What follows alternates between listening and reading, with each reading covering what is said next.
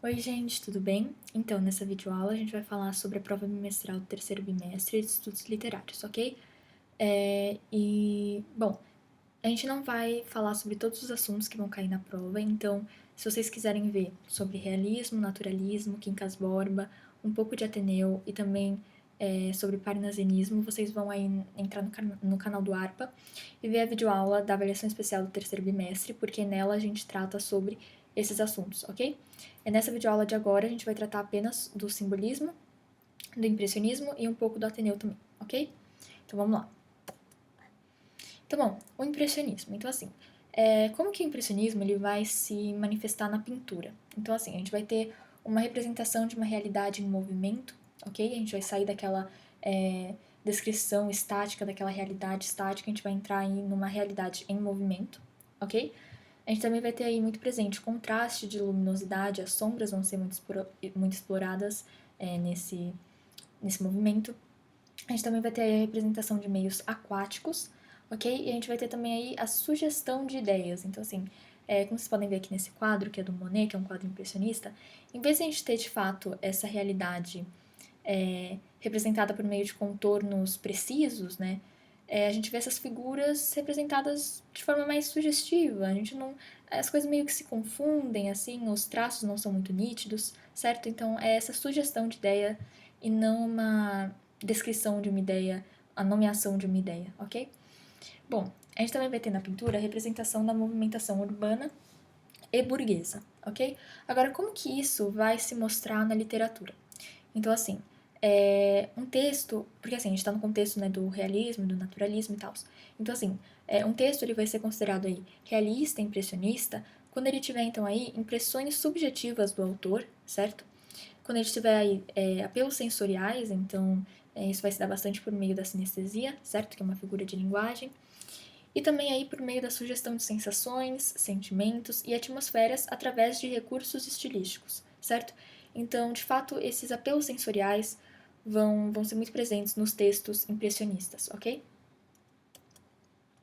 Agora vamos falar sobre o simbolismo. Então, assim, o simbolismo ele vai surgir na última década do século XIX, então ele vai ser ainda contemporâneo ao realismo, naturalismo, ok? E, bom, ele vai surgir como uma forma de reação ao objetivismo, ao racionalismo e ao materialismo desses movimentos literários, certo? Ele vai até retomar alguns elementos do romantismo, especialmente ele da segunda geração romântica, certo? Bom, o que o simbolismo, então, a gente vai ter nos textos simbolistas? Então, assim, o texto simbolista ele vai explorar a imaginação do autor e do leitor, certo? E a gente vai ter também descrições vagas e sinestésicas, né? Ou seja, que vão fazer uso de apelos sensoriais. E, bom, essas descrições vagas, essa linguagem vaga, vai servir para sugerir em vez de nomear. Então, assim, a gente vai ter uma sugestão de ideias em vez de uma descrição nítida e precisa, em vez de explicar exatamente o que está falando. Então, assim, o autor ele vai sugerir e vai deixar uma coisa bastante vaga para que o leitor tenha uma interpretação e que o outro leitor tenha outra interpretação, certo? O autor ele não vai deixar nada muito específico ou muito claro, ok?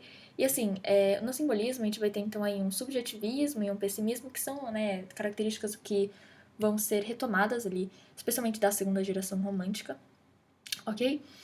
E, bom, no simbolismo a gente também vai ter um antimaterialismo e um antirracionalismo, e também um misticismo, uma religiosidade e um transcendentalismo, certo?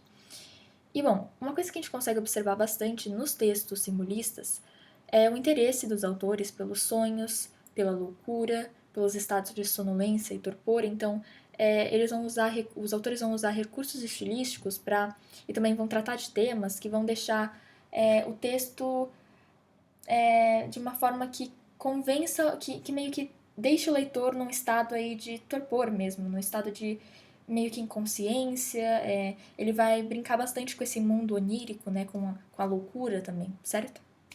E bom, nos textos simbolistas a gente também tem aí a presença de metáforas, comparações, assonâncias, aliterações e sinestesias, ok? E bom, um autor representativo que a gente consegue falar é o Cruz de Souza, que era um ativista negro, certo? Então ele foi bastante importante aí para a literatura nacional. Bom, agora a gente vai falar um pouquinho sobre o Ateneu. Então, assim, como eu já tinha comentado antes, a gente fala um pouco mais a fundo do Ateneu na videoaula da avaliação especial do terceiro bimestre, mas aqui eu quero só comentar uma coisa que eu acho importante a gente saber, que é que assim, no final do livro, o que vai acontecer? Um aluno novo, chamado Américo, ele vai literalmente colocar fogo no colégio durante lá as férias, enfim, o Sérgio estava lá no colégio porque a família dele tinha ido viajar, ele não tinha conseguido ir junto, então ele tinha que ficar lá no colégio, estava praticamente vazio.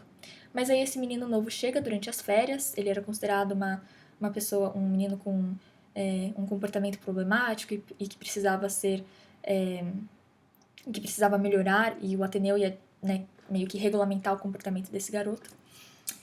E o que vai acontecer? Então, o Américo, ele coloca fogo no colégio, e a gente tem, então, o fim do império, né, entre aspas, aí, do Aristarco. Então, assim, o Ateneu, ele vai sucumbir, ele vai acabar. E o Aristarco, então, vai, de uma certa forma, perder esse império que ele tinha construído, que demonstrava poder, que ele garantia fama, que ele garantia dinheiro, certo? Então, ele vai meio que perder esse império. E o que a gente pode falar é que, assim, considerando, né, o contexto de produção do Ateneu, essa queda, né, esse fracasso do colégio e o fim do Império do Aristarco pode simbolizar o fracasso da própria monarquia no Brasil, né, o fracasso do Império Brasileiro. Então, eu acho que é importante a gente saber isso, porque acho que pode ser cobrado, né, nas provas. Mas é basicamente isso, certo, pessoal? Então, assim, se vocês quiserem saber um pouco mais a fundo do Ateneu, a gente fala na outra videoaula, então vão lá. Também vão lá para ver, né, as partes sobre realismo, naturalismo, parnasianismo e também um pouco de Quincas Borba. E não limitem seus estudos a essa videoaula, por favor, leiam a apostila, leiam as suas anotações no caderno, revejam as videoaulas do professor Artus e bom, é isso, leiam também o livro da Essia, ok? Bom, estudem e boas provas para vocês, vai dar tudo certo.